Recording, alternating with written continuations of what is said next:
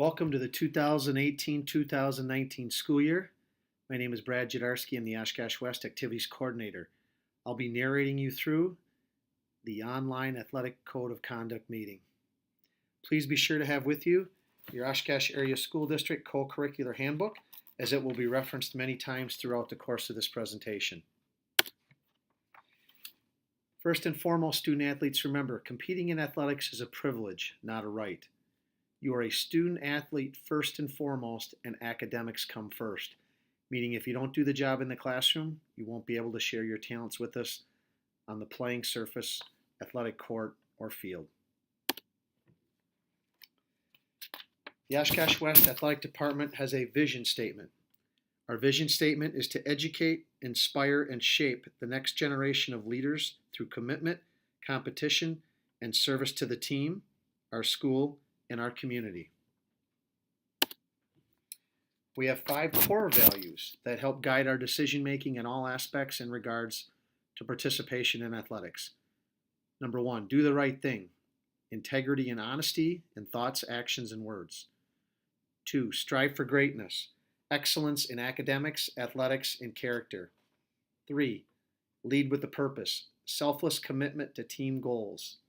4, promote the Wildcat culture. Pride in self, team, and school. And 5, raise the bar. Inspire others to be their best. Our vision statement and core values can be found on the back page of the district's co-curricular handbook. We also have a Wildcat Creed. We want our student athletes to live the Wildcat Creed 24/7. We encourage all of our student athletes to be an 11. By that, we want you to do the right thing all of the time. Lead with a purpose. Set the example for others. Promote the Wildcat culture. Show your Wildcat pride. We also have a common weight training theme and program that's utilized during the course of each and every sports season. Basically, weight training will be a part of your season when you're in season. Again, we hope you continue on with your training outside your season, as we believe strength training and conditioning helps prepare the student athlete to perform at a peak and optimal level. In regards to our core values, we believe the weight training philosophy fits into the strive for greatness with a year-round effort.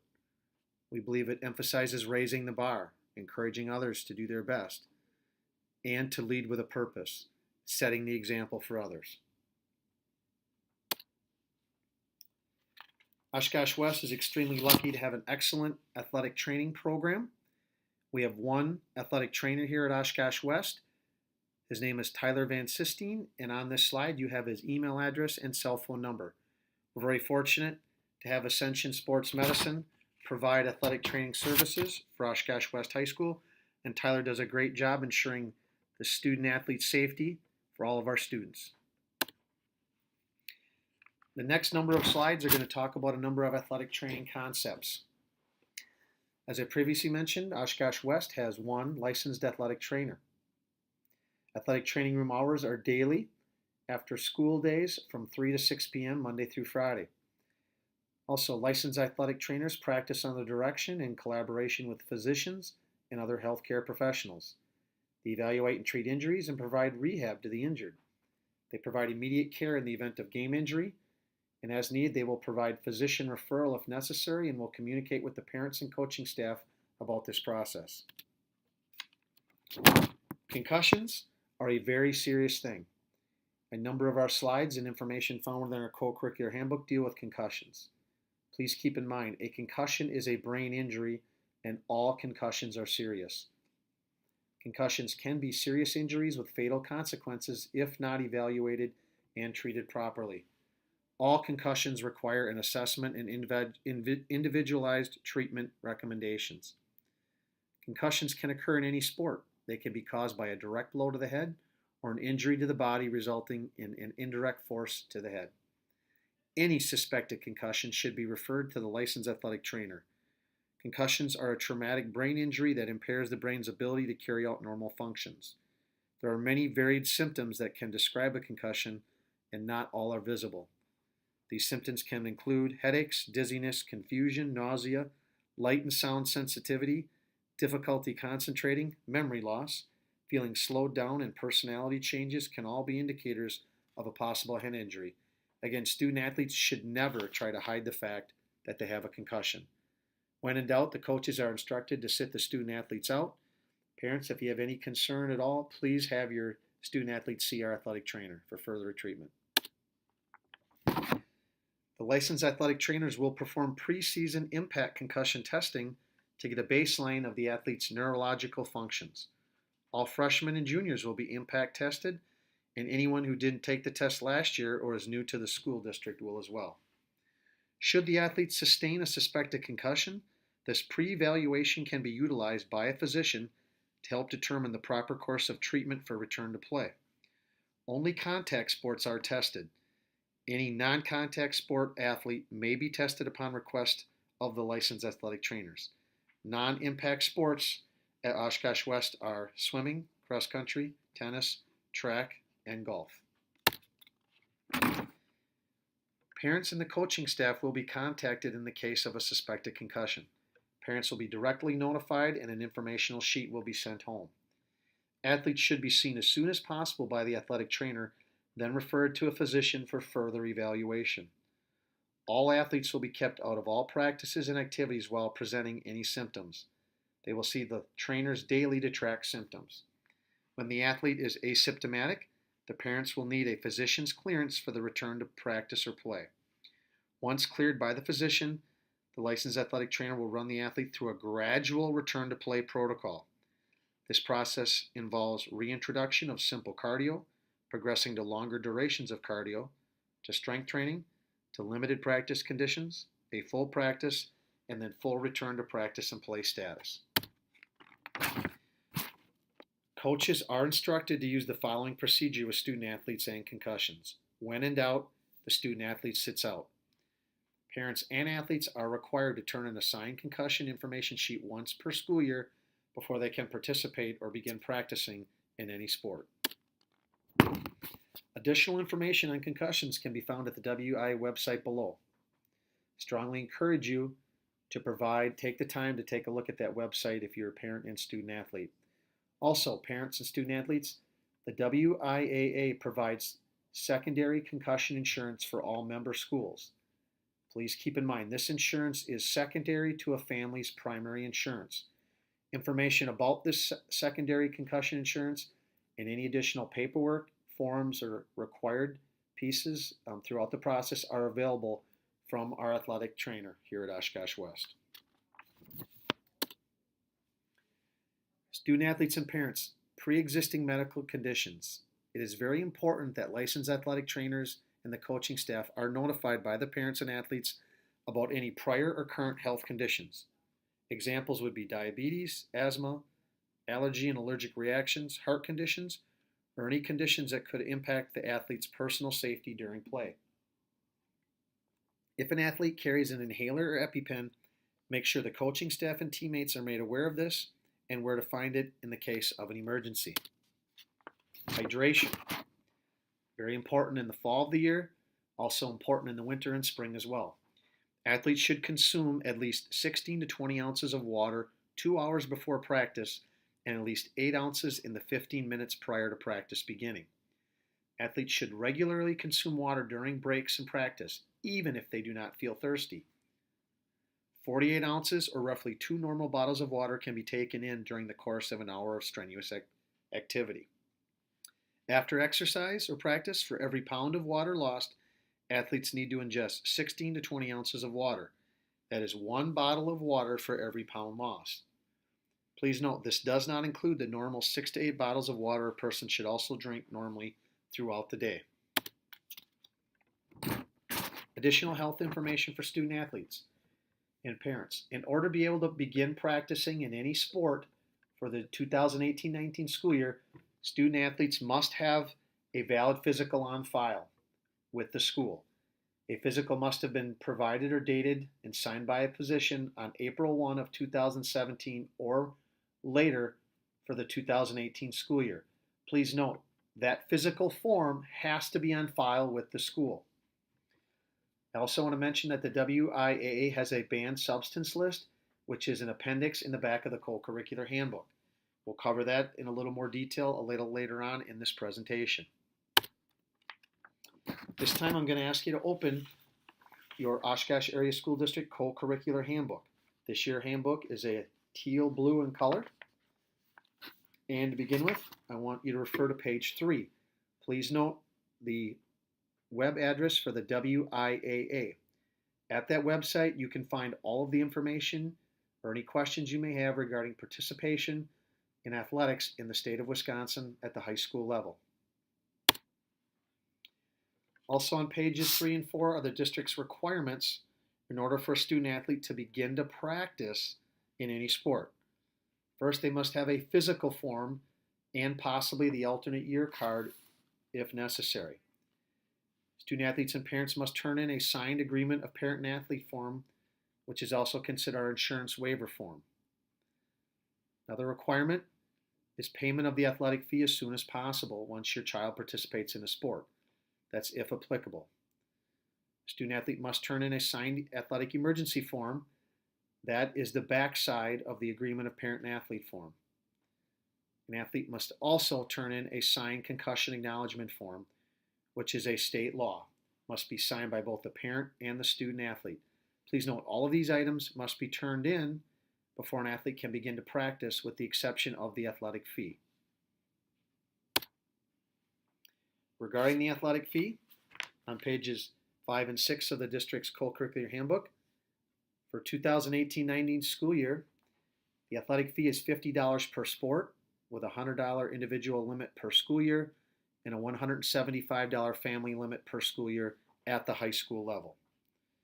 Again, we encourage you to pay your fees at registration or at the school bank anytime after you join an athletic program. If you participate in the district's free or reduced meals program and check the box below on the parent agreement and athlete form, your athletic fee is waived. Any refunds are issued at a predetermined time 3 times a year, once in the fall, winter, and spring, for any student athlete who decided maybe to not participate after thinking they first would. Please note, after the first athletic competition, no refunds will be issued for the athletic fee, including cases of injury, academic ineligibility, or athletes that decide to quit. On pages 6 through 8 is information regarding our academic requirements. First and foremost, a student athlete must be a full-time student where Oshkosh West is responsible for programming 100% of the student's day.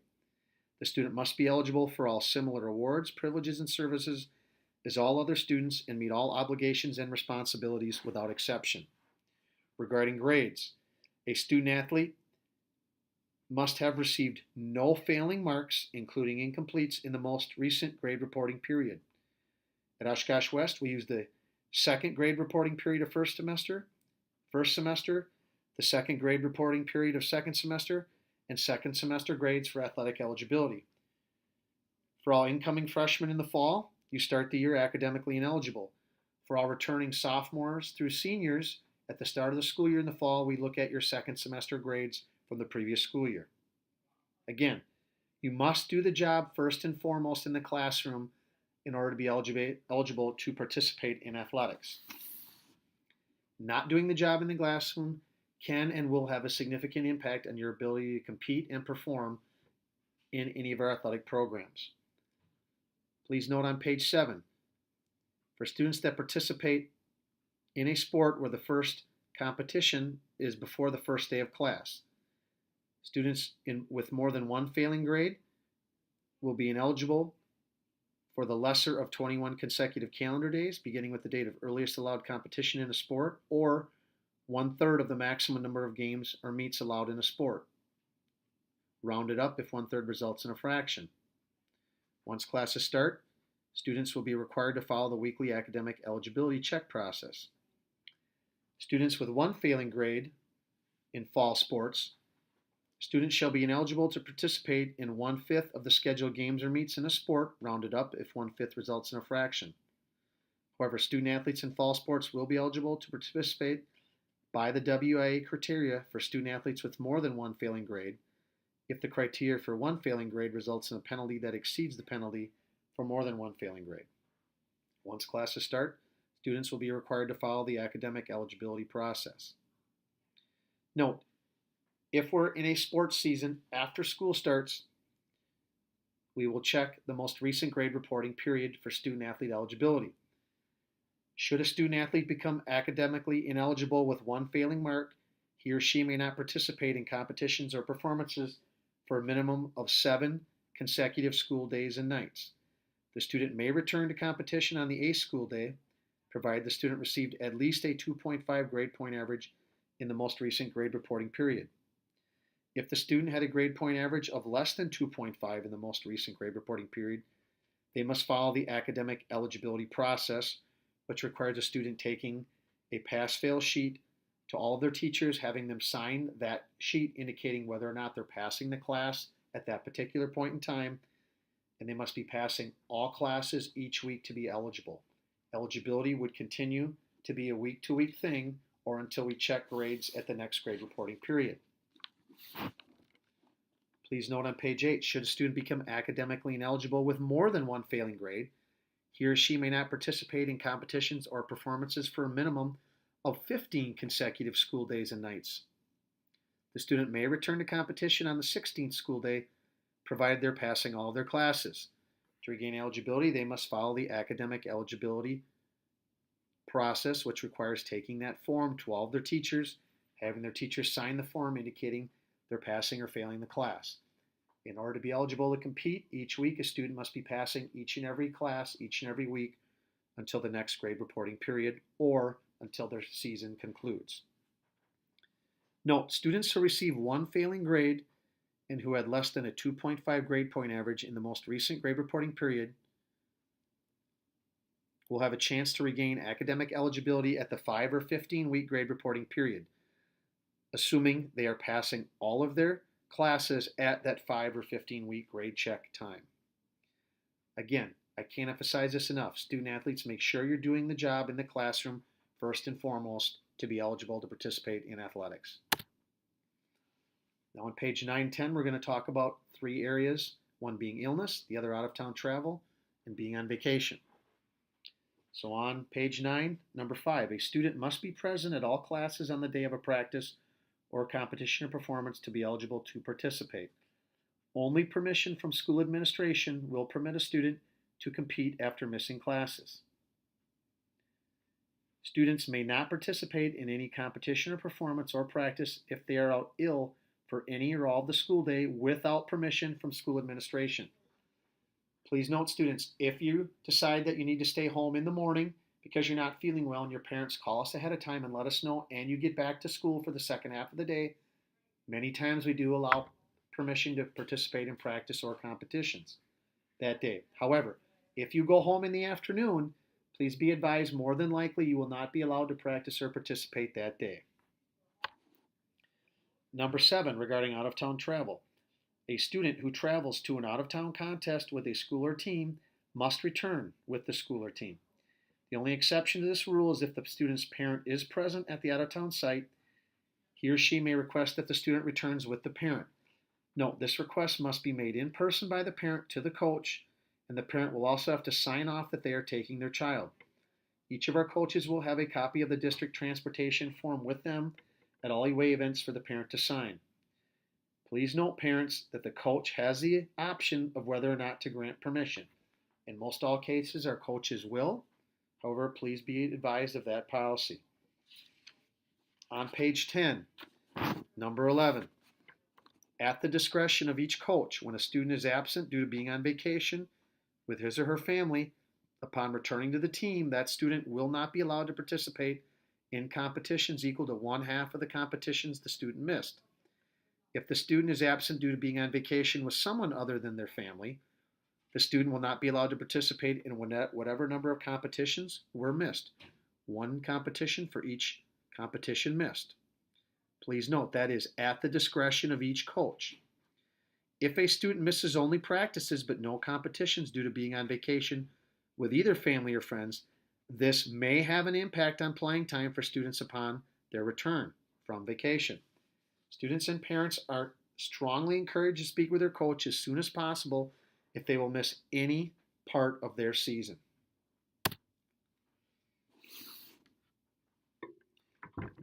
Also, I want to talk a little bit on pages 10 to 13 about the district's in-district transportation policy, the use of cameras or other recording devices in locker rooms, club athletic programs, and the WIAA non-school competition rule. Number 15 on page 10.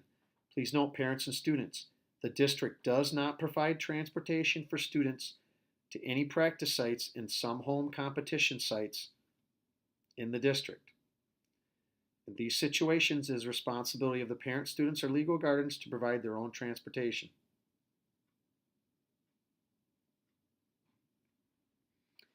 On page 11 and 12 is the district's policy regarding the use of cameras or other recording devices in locker rooms.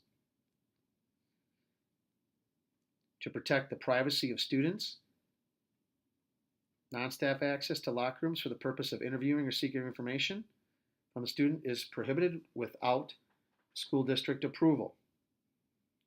Please note, video recording devices of any type may be used in the locker room provided that no students are present when the recording device is used.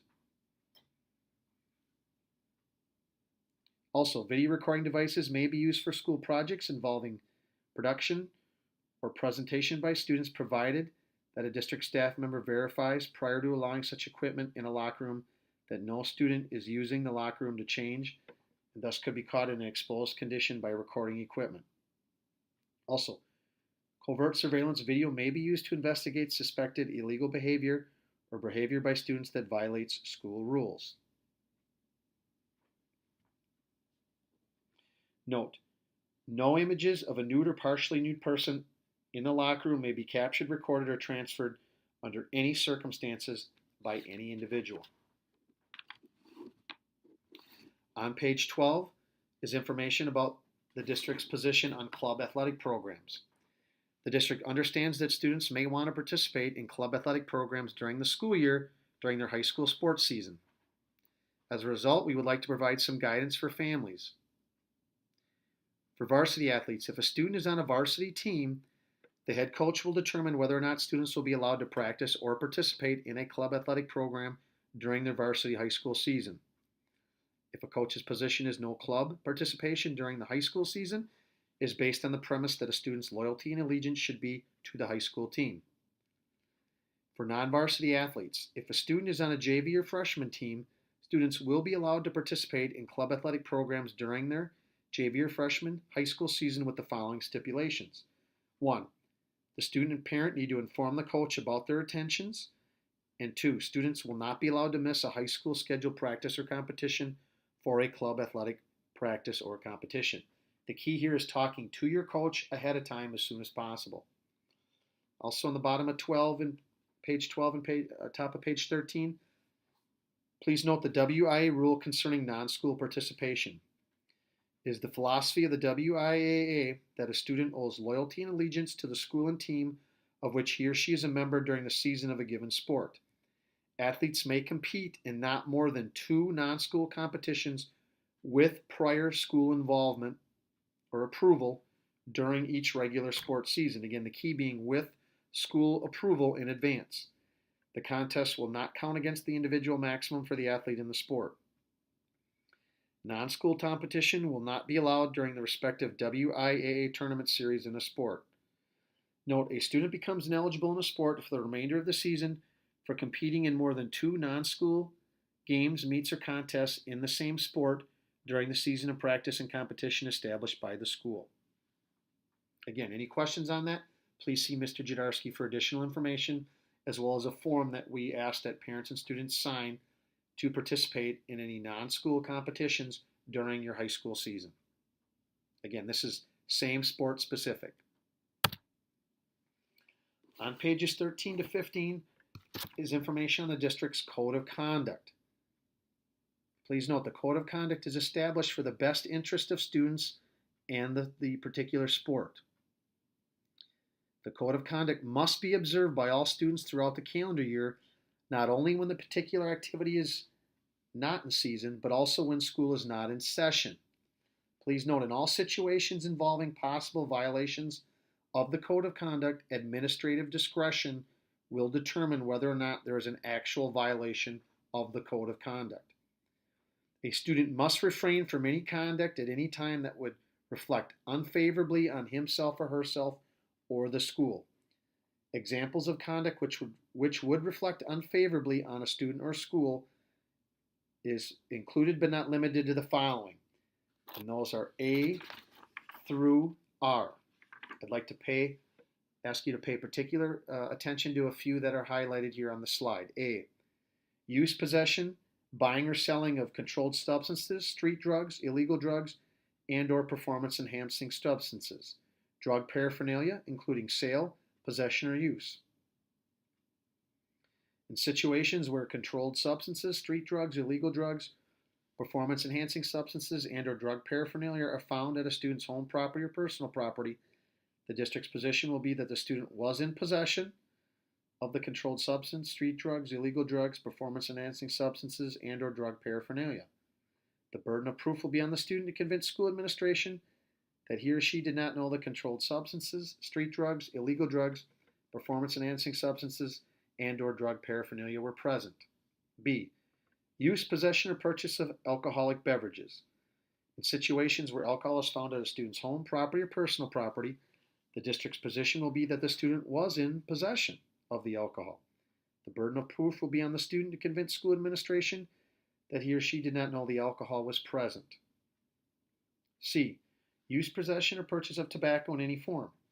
Use of tobacco means to chew or possess any substance containing tobacco, including smokeless tobacco, in the mouth to derive the effects of tobacco, as well as uses of tobacco, including cigars, cigarettes, pipe tobacco, chewing tobacco, snuff, or any other matter or substances that contain tobacco, in addition to papers used to roll cigarettes and or the smoking of electronic vapor or other substitute forms of cigarettes, clove cigarettes, and any other lighted smoking devices for burning tobacco or any other tobacco substance.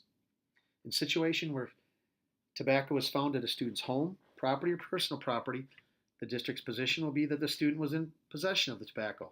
The burden of proof will be on the student to convince school administration that he or she did not know that tobacco was present. Letter F, criminal offense or a violation of a state statute or city county ordinance having a statutory counterpart, not to include such violations as traffic, jaywalking, or other similar minor citations. I, knowingly in the presence of alcohol, illegal drugs, and or drug paraphernalia. In situations where it is noticeably apparent to law enforcement officials that alcohol, illegal drugs, and or drug paraphernalia are present, the district's determination will be that the student was knowingly in the presence of alcohol, illegal drugs, and or drug paraphernalia.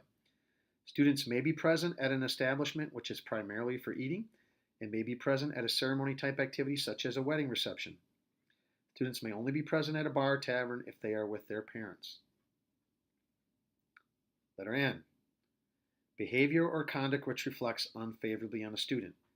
Very vague area, but can include situations such as, is the behavior involved with illegal? Did you receive an in-school or out-of-school suspension? Did you get removed from class for being a disruption to the class?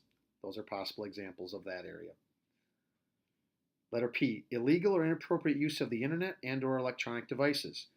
Any posting or communication via social networking websites which disrupts either the educational or athletic environment is unacceptable.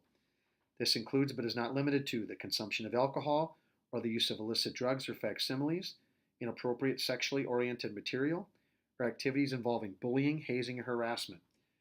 Remember, students, social media, the use of your phone, anything that's on your phone, anything that you post to websites or utilize via social media, you will be held accountable for it if it ends up on the desk of a school official. Letter Q, hosting a party. Any person who has a gathering at his or her home, property, or personal property where alcohol, tobacco, drugs, or drug paraphernalia are permitted by such person to be used and or brought into the home, property, or personal property may be given a penalty at a higher level. Administrative discretion will determine the length of the penalty. Letter R, supplying, bringing alcohol/drugs. Any person who brings, supplies alcohol, tobacco, drugs, or drug paraphernalia to another person or persons may be given a penalty at a higher level. Administrative discretion will determine the length of the penalty. In the event another individual engages in this behavior on behalf of the athlete, There will be a presumption that the other individual acted as an agent of the athlete, and the athlete will receive the same punishment as if the athlete had been the supplier. Again, you're a student athlete first and foremost. Please make good choices. Be advised that every choice that you make has a potential for a consequence. If you find yourself in a jam, call somebody, a parent, a friend, leave. And don't be afraid to come forward and let school administration know that you were just maybe hanging out with friends and all of a sudden something bad started to happen and you made it a point to leave. Okay? You only have 4 years here at Oshkosh West. Make the most of those 4 years. On pages 15 to 22 is information about the guideline for penalties. So, as I mentioned, participation in high school co-curricular activities is a privilege, not a right. Failure to abide by established training rules will result in withdrawal of the privilege to participate. Note, code of conduct violations are cumulative during a student's high school career unless otherwise stated. Also, students may participate in simultaneous activities.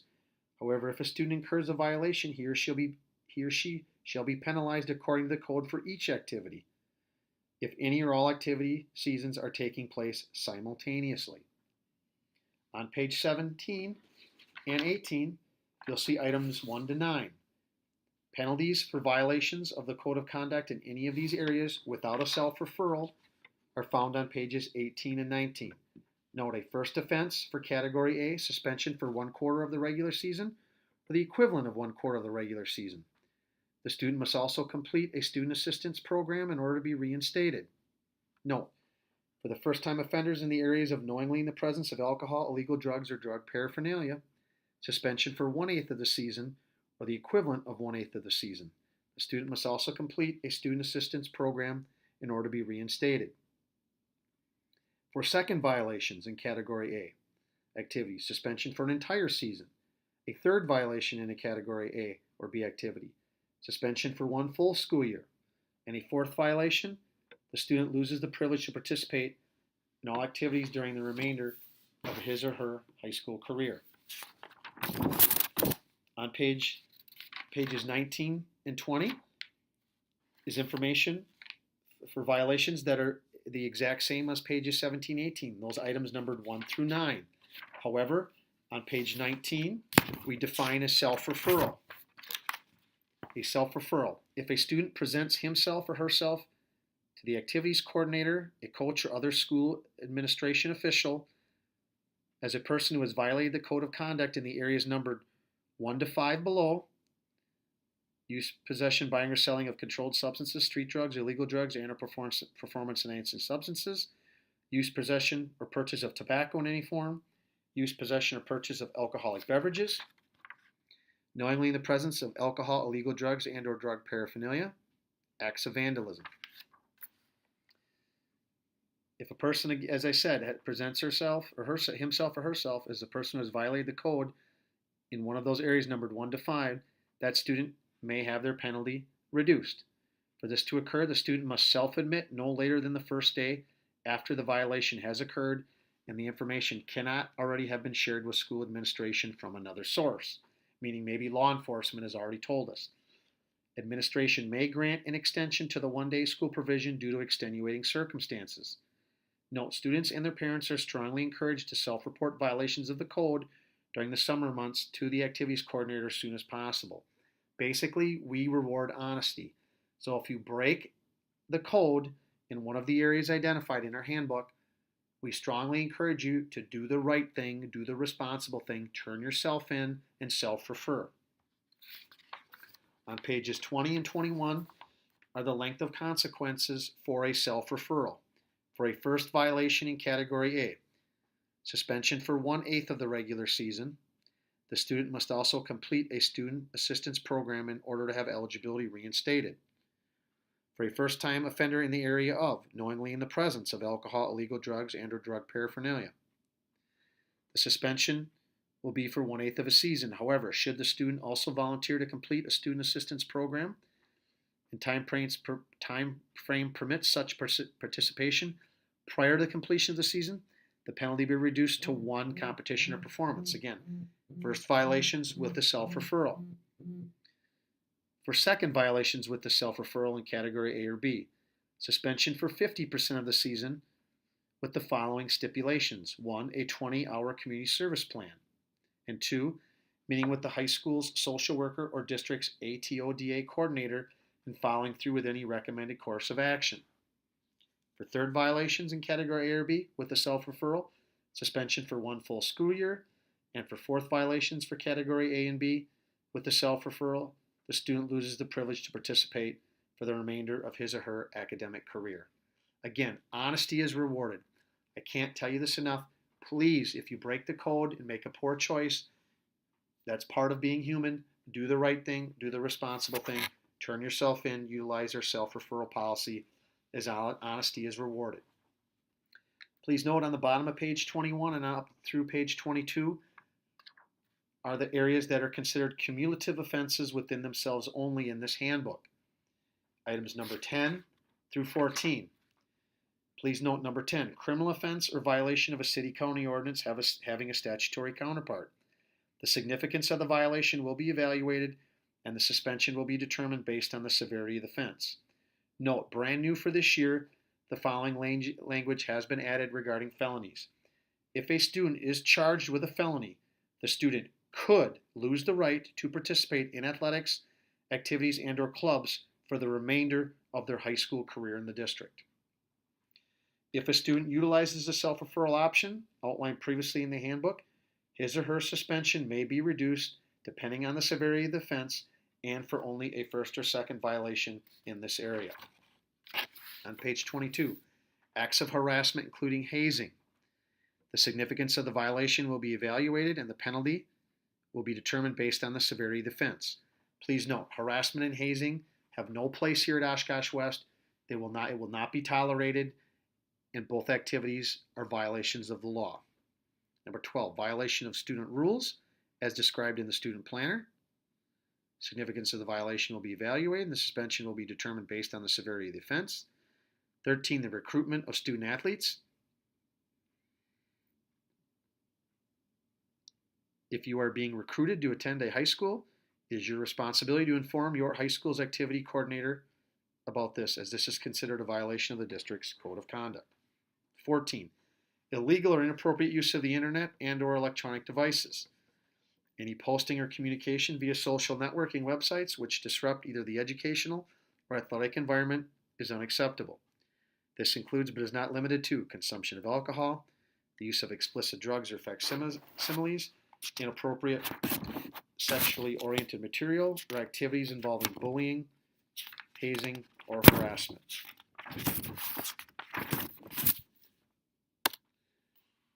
On pages 22 and 23 is information about behavioral offenses. They are considered more of minor violations of the district's code of conduct. Note, they still do result in suspension from co-curricular participation. 1. Insubordination during activity involvement. 2. Profanity or obscene gestures during activity involvement. 3. Disqualification from a contest for flagrant or unsportsmanlike conduct. 4. Acts of truancy. Note, you're a student first and foremost. If you're unexcused from class, that can and will have a direct impact on your ability to practice or compete in your program, both inside your season and outside. 5. Behavior or conduct which reflects unfavorably on a student. Again, is the behavior involved in a violation of the law?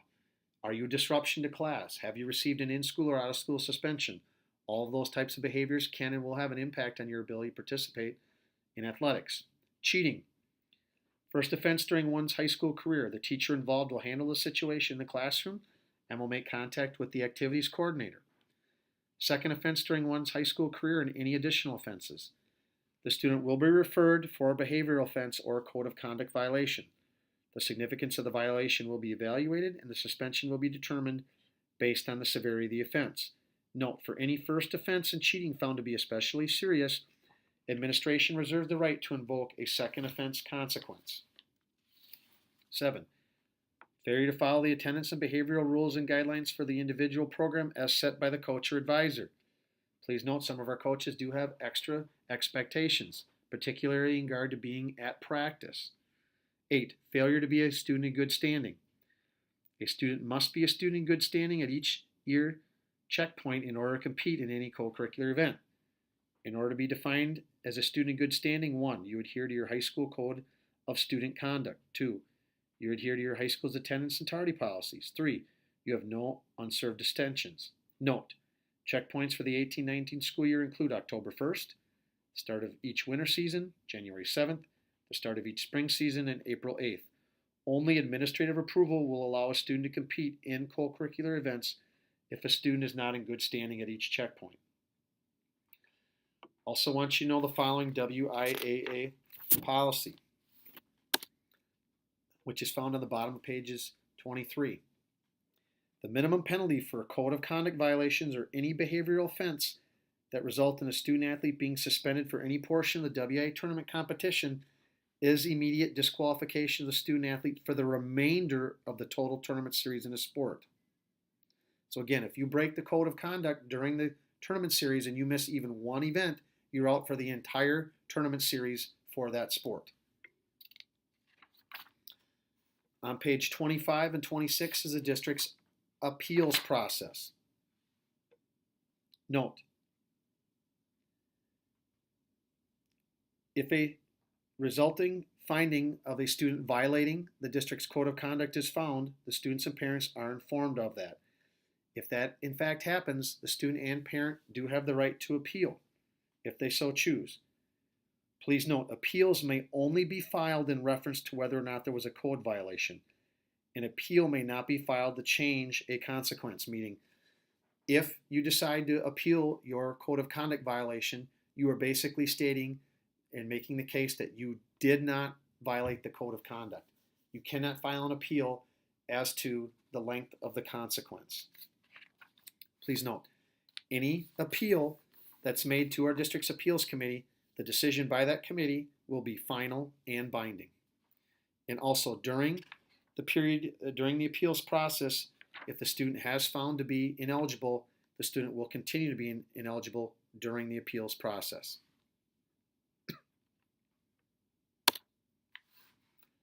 On pages 26 through 28 is information about the district-sponsored awards for participation in athletics as well as all conference.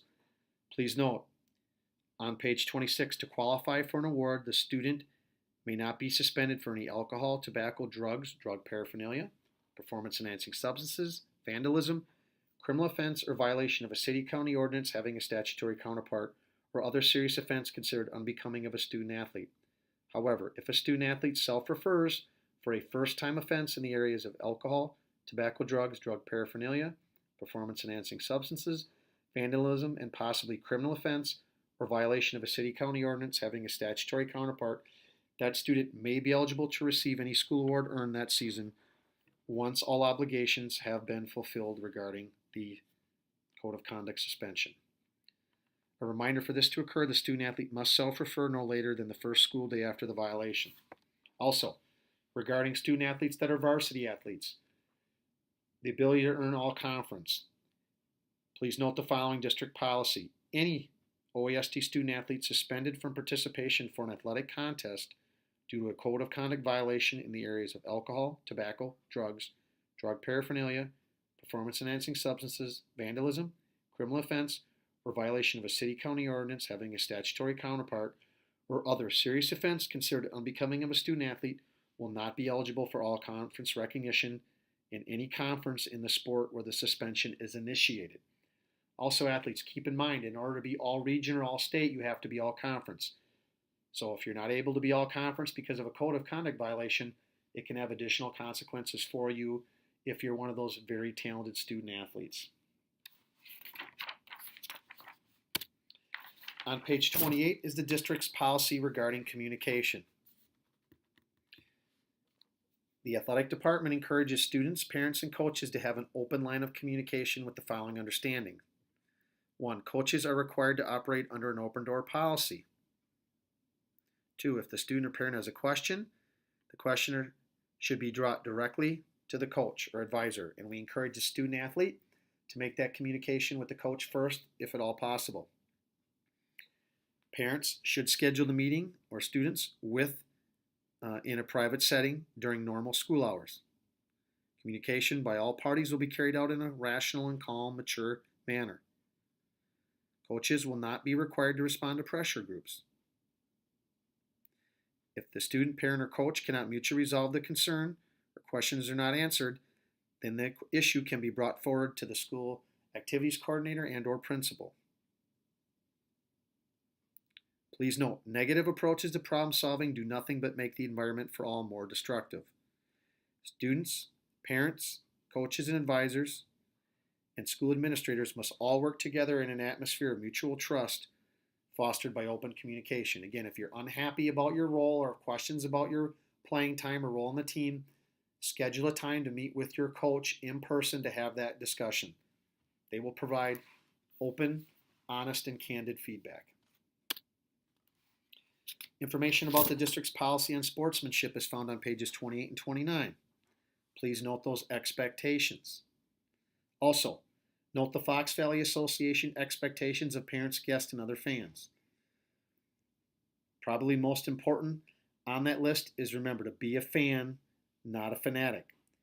Failure to comply with any of our sportsmanship rules can result in the spectator being removed from the premises and in some cases further discipline if that individual is a student by school administration.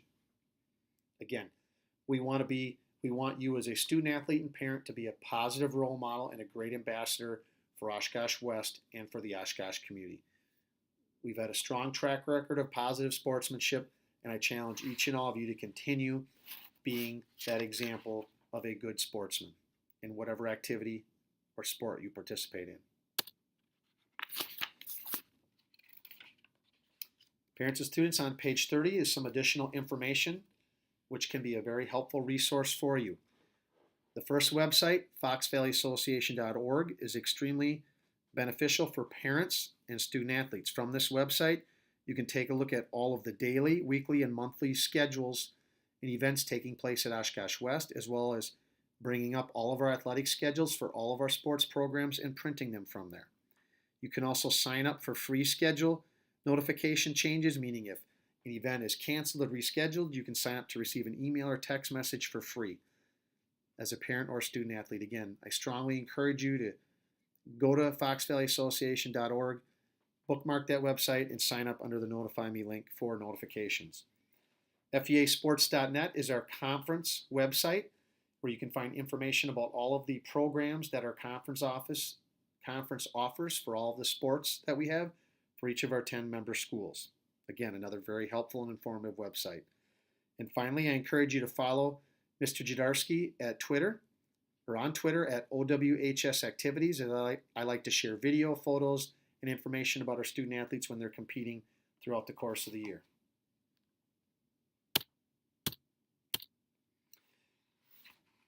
Next, you'll see in the handbook, there's information from the WIA. The first page is entitled Eligibility Overview for Athletes. You are not eligible if, and I encourage you to read that document. And then if you flip over, I'm going to ask you to follow along now regarding the 2018-19 High School Athletic Eligibility Information Bulletin. Again, this is a short, very concise, and informative set of written information for parents and student athletes to be aware of that can help you ensure that you are staying eligible at all time to participate in athletics at the high school level here at Oshkosh West. Regarding age, on page 1, a student shall be ineligible if he or she reaches his or her 19th birthday before August 1st of any given school year. Residence, the bottom of page 1. A full-time student, whether or not an adult, is eligible for varsity interscholastic competition only at the school within whose attendance boundaries his or her parents reside in, within a given school district, and then there are some additional provisions, A through J, to be aware of. On the bottom of page 2, transfers. A full-time student may be afforded up to 8 consecutive semesters of interscholastic eligibility upon entry into grade 9. Transferring schools at any time may result in restrictions being imposed on eligibility, or in some cases, a denial of eligibility. For the purpose of this rule, attendance at one day of school and or attendance at one athletic practice shall determine beginning of school year. These additional provisions relate to transfer cases. Please be sure to read all of them, A through M. Letter A. A student who transfers from any school into a member school after the sixth consecutive semester following entry into grade 9 shall be ineligible for competition at any level for one calendar year, but may practice unless the transfer is made necessary by a total and complete change in residence by parents. The calendar year will be determined from a student's first day of attendance at the new school. Again, the key there is a necessitated change in parent residence. B. Open enrolled and or tuition paying students entering 9th and or 10th grade at the beginning of the school year and who are within the first 4 consecutive semesters of high school will be afforded unrestricted eligibility provided all other rules governing eligibility are met. Meaning if you open enroll beginning of the year as a 9th or 10th grader, you should be eligible in almost all cases. C. Open enrolled or tuition paying students entering 11th grade are restricted to non-varsity opportunities for one calendar year. D. Open enrolled and or tuition paying students entering 12th grade as transfer students are ineligible to compete at any level for one calendar year but may practice. E. 9th grade students who transfer after the beginning of the school year and with written consent from both schools directly involved shall be restricted to non-varsity opportunities for the remainder of the school year. Restrictions are removed upon entering 10th grade. Letter F. 10th or 11th grade students who transfer after the beginning of the school year and with written consent from both schools directly involved shall be restricted to non-varsity opportunities for the remainder of the school year. For one calendar year, 365 days beginning with the first day of attendance at the new school. G. In the event of divorce or legal separation, whether pending or final, residents at the beginning of the school year shall determine eligibility for students entering 9th and or 10th grade. In situations involving transfers after the 6th consecutive semester following entry into grade 9, the student is ineligible to compete at any level for one calendar year but may practice. Flipping over to the third page of the eligibility bulletin, on the top, letter H. District policies with respect to intra-district transfer do not supersede WIAA transfer rules in situations involving post-6th semester transfers. Intra-district transfers occurring after the 6th consecutive semester following entry into grade 9 result in the student being ineligible for competition at any level for one calendar year, but may practice. Again, we are a multi-high school district, so even if our school district allows intra-district transfers, please note the WIA may restrict eligibility in some cases depending on the circumstances and what year in school you are. Training on conduct section of the eligibility bulletin. Note, a student athlete must follow his or her school of conduct, code of conduct or training rules on a year-round basis. Letter B. The member school will determine minimum penalties for violation of any other provisions of its code of conduct, including out-of-season offenses and for any other unacceptable conduct contrary to the ideals, principles, and standards of the school and this association, including but not limited to criminal behavior. D. A student athlete who violates any part of the school or WIAA's code of conduct resulting in suspension for any portion of the WIAA-sponsored tournament competition must be immediately declared ineligible for the remainder of the tournament series in that sport. During the WIAA tournament, an ineligible athlete may not suit up. E. A student athlete disqualified from a contest for flagrant or unsportsmanlike conduct is also suspended from the next competitive event. And F, which is very important, any player who in the judgment of the official intentionally spits on, strikes, slaps, kicks, pushes, or aggressively physically contacts an official at any time shall be immediately ineligible for the remainder or ineligible for competition a minimum of 90 calendar days from the date of competition. In addition, the player is ineligible to compete for the first 25% of the next season in that same sport. Again, student athletes, don't lose your cool on the playing field and get into a confrontational situation with an official. On the bottom of page 3 of the eligibility bulletin and on the top of page 4 is information about amateur status. Extremely important to know. Be sure to read all areas A through F. A. A student athlete may not accept, receive, or direct to another reimbursement in any form of salary, cash, or share of game or season proceeds for athletic accomplishments, such as being on a winning team, being selected for the school varsity team, or being a place winner in an individual tournament. B. A student athlete may receive a medal, cup, trophy, or plaque from the sponsoring organization regardless of cost. School mementos valued not more than $200, an award valued not more than $100 retail for participation in an athletic contest in a WIAA recognized sport, and may retain non-school competition apparel worn by the student as part of the team uniform. C. A student athlete may not receive compensation or benefit directly or indirectly for the use of name, picture, and or personal appearance as an athlete because of ability, potential, or performance as an athlete. Again, never let an organization or another individual use your name, picture, or likeness to help endorse their organization, a product they sell, or their business. D. A student athlete may not receive free or reduced rates on equipment, apparel, camps, clinics, instruction, and competitive opportunities that are not identical for any and all interested students.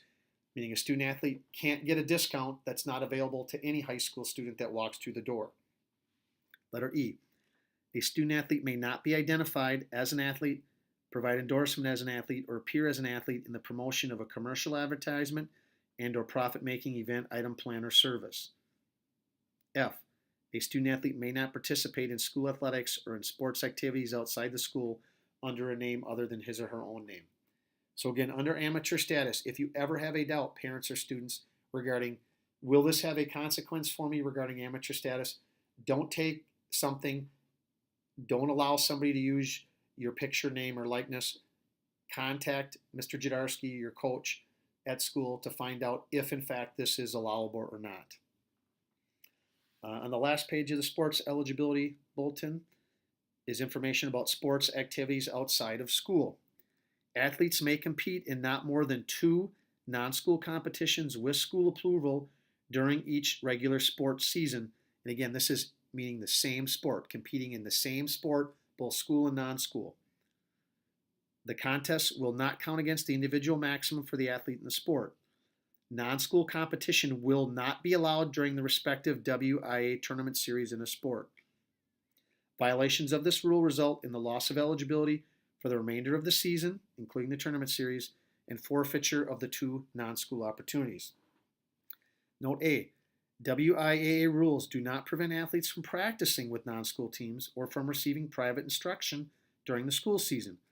However, they may not participate officially or unofficially, including banditing, in more than 2 non-school competition or races, including scrimmages against other teams, and again, with school approval for those things.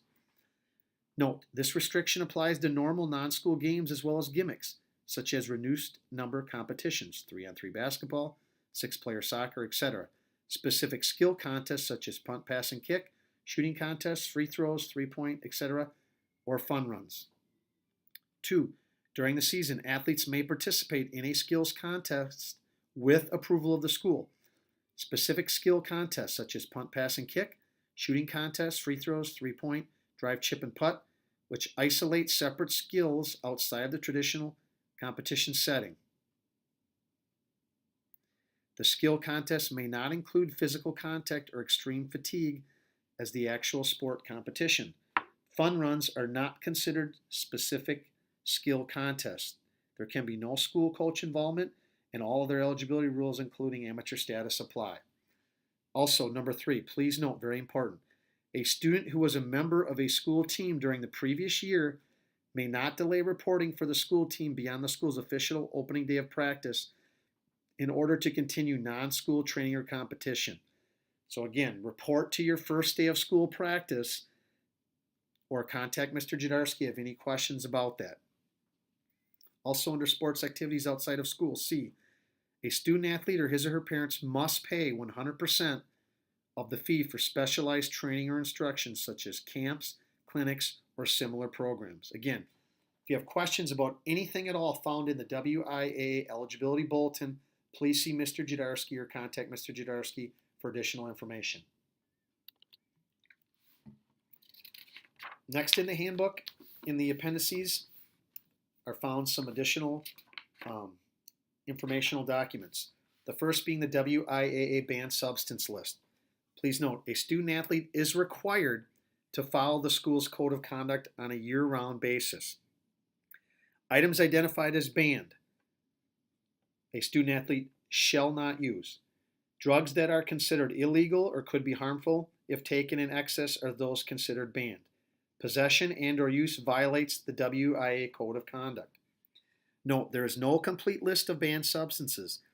Any substance chemically related to these classes is also banned. The student athlete shall be held accountable for all drugs within the banned drug class, regardless of whether or not they have been specifically identified.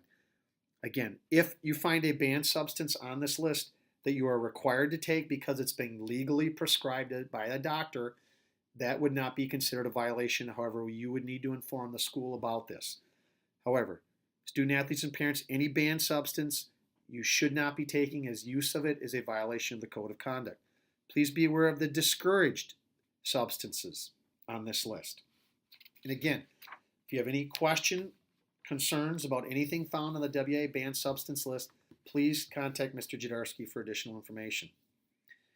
The next appendix is the Parent or Guardian's Guide to Concussion, sponsored by the National Federation of High Schools. As previously mentioned, a concussion is a brain injury that results in a temporary disruption of the normal brain function. And again, this document is extremely helpful. It has concussion facts. It explains what you should do if a child has a concussion. When in doubt, coaches are instructed to sit them out. If an athlete is suspected of having a concussion, the athlete must be immediately removed from the activity and be evaluated by a qualified, appropriate healthcare professional. Note, the signs and symptoms of a concussion. Please be aware of those, both athletes and parents. And again, student athletes, never try to hide the fact that you may have a concussion. We want to make sure your student athlete's safety is first and foremost. Again, that concussion guide from the National Federation is a great resource. The next informational piece in the appendix area is from the National Federation of High Schools regarding hazing. The definition of hazing: the National Federation defines hazing as any humiliating or dangerous activity expected of a student to belong to a group regardless of their willingness to participate. Some practices associated with high school hazing carry the potential for serious bodily harm or even death. As a result, hazing, initiation type of activities, they're not tolerated at Oshkosh West. They're illegal and against the law. If you are being hazed, bullied, or harassed, please report that to your coach or a school official immediately. If you're a captain, please help set the tone.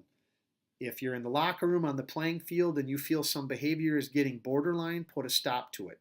Stand up for your fellow teammates. Talk to your coach. Let them know what's going on.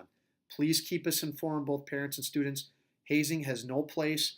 Bullying and harassment at Oshkosh West High School. Parents, the next appendix informational piece is from the National Federation of High Schools regarding the role of parent in sports.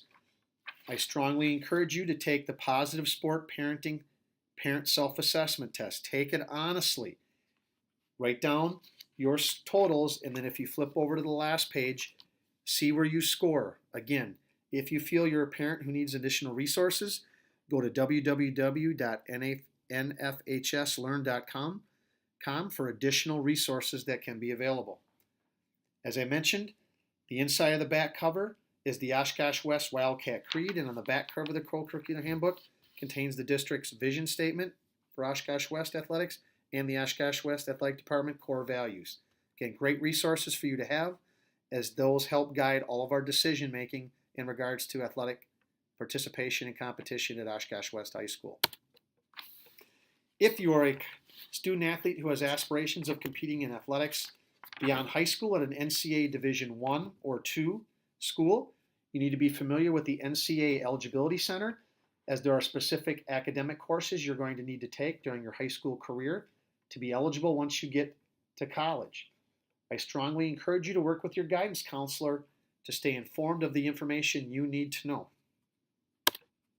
If you are a transfer student, meaning you are brand new to the school district, and this will be your first year attending the Oshkosh Area School District and specifically West High School, please contact Mr. Jadarski via phone or email, as there's a number of informational pieces and forms you need to fill out in order to make sure you are eligible.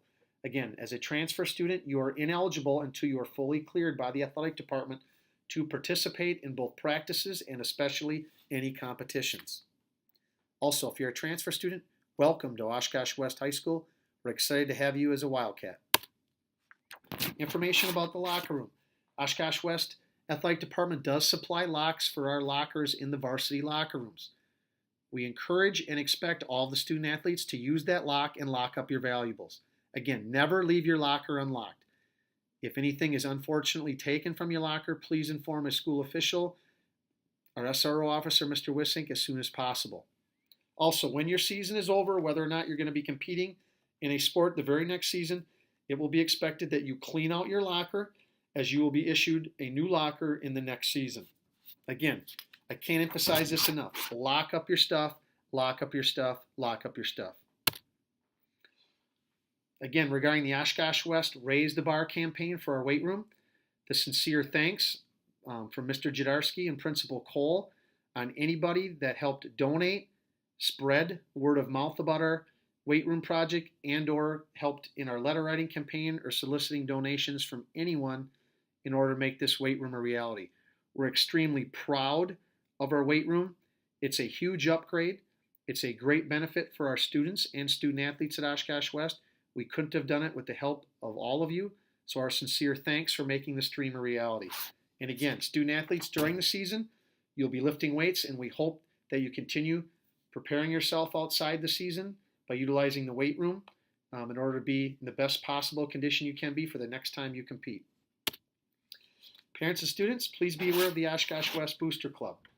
The Booster Club helps provide financial assistance to all of our athletic programs here at Oshkosh West.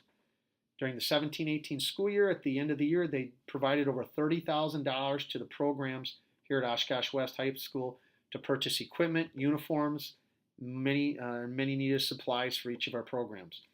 There are many fundraisers that happen during the course of the year. There are concession stand needs where you'll be contacted and asked to sign to work the concession stand.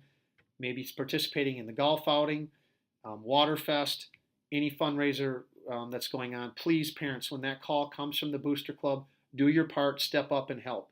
Also, we encourage you to come to the Booster Club meetings. They're open and available to everyone. We meet the first Wednesday of each month, September through May, at 6:30 p.m. in the old room at Oshkosh West. The Booster Club needs your help, and again, when you get that email request asking for help, please do your part. That's going to conclude the 2018-19 Online Athletic Code Meeting presentation. Thank you for following along. Again, if you have a question about anything found in this video, please see Mr. Jadarski in the main office or contact me via email or phone. Students, I'm located in the main office at Oshkosh West. I wish you nothing but the best of luck in your endeavors for the 18-19 school year. Make it a great year, and go Wildcats.